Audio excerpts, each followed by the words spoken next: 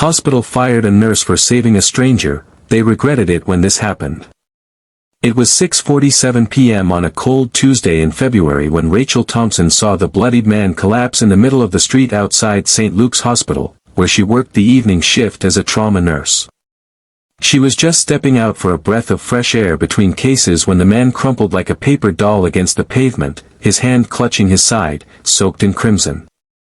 There were no sirens, no medics, just her heartbeat, loud in her ears, and the unmistakable call to do what she was born to do, save a life. Without hesitation, Rachel ran to him. Traffic honked, people stood frozen with their phones out, but no one moved. She knelt beside him, pressed her hands to the wound, a stab, she realized, and barked orders at a teenager nearby to call 911. She remembered every lesson from nursing school, every trauma case she'd handled inside the hospital walls. But this wasn't protocol. This was the real world. And it was messy. She worked on him right there, in the freezing air, using her jacket as pressure dressing and the knowledge in her bones. When paramedics arrived 10 minutes later, the man's pulse had steadied. One of them nodded at her. "You probably saved his life."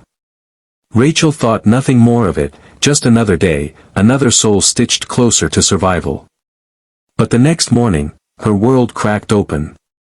She was called into the HR office and told she'd violated hospital policy. "You left the premises during your shift and acted outside your professional bounds," they said, their voices dull, corporate, cold. "You exposed yourself and the hospital to legal liability." They fired her. No warning. No hearing. No compassion. She stood there stunned, her badge turned in, her career in ruins for choosing a life over a rule. The days that followed were a fog. She stayed inside mostly, ignoring texts from coworkers who whispered apologies and promises of protest. But Rachel didn't want drama. She didn't want revenge.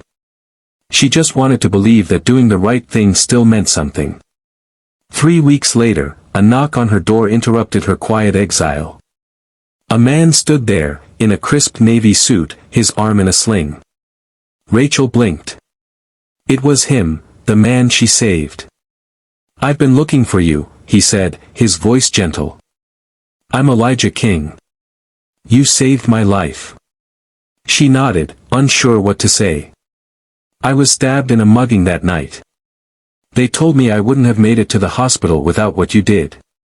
He paused. "I want to thank you, but there's more."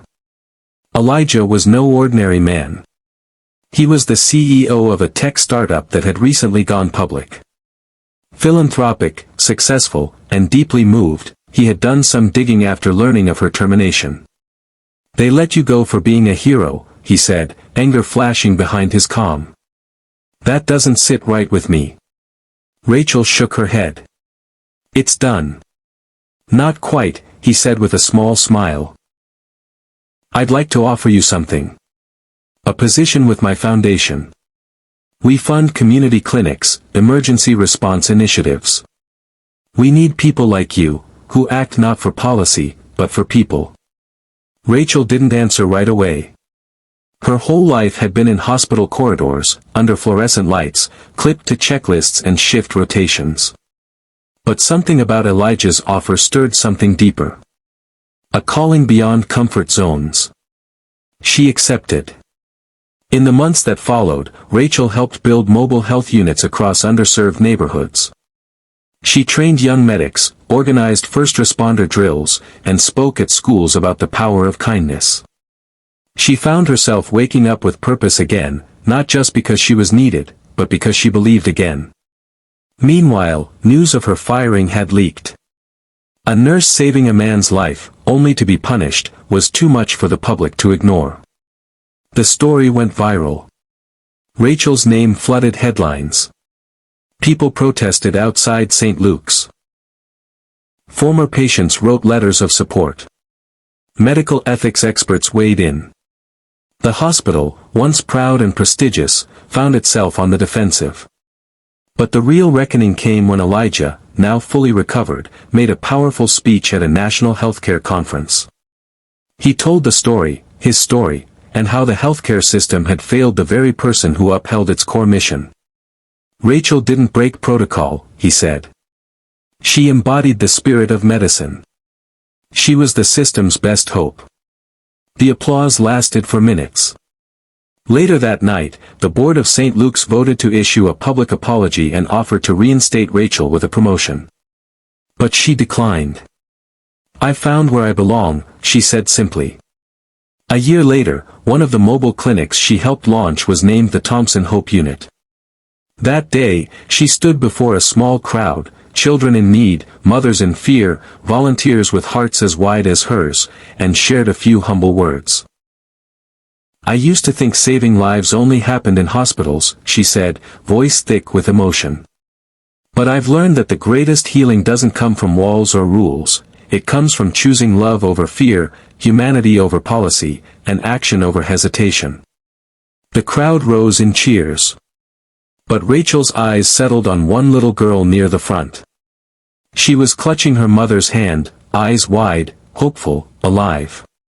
And in that moment, Rachel realized, every sacrifice, every tear, every sleepless night, it was worth it. Because sometimes, doing the right thing costs you everything. But it also gives you more than you ever dreamed. In the end, the hospital may have fired her. But the world made her a hero. And more than that, it made her a healer of hearts, a symbol of courage, and proof that one act of compassion can change a life, and maybe even change the world. The message? Policies may protect institutions. But people protect each other. And in a world desperate for kindness, be the one who steps forward, even when it costs you. Because that's when miracles happen.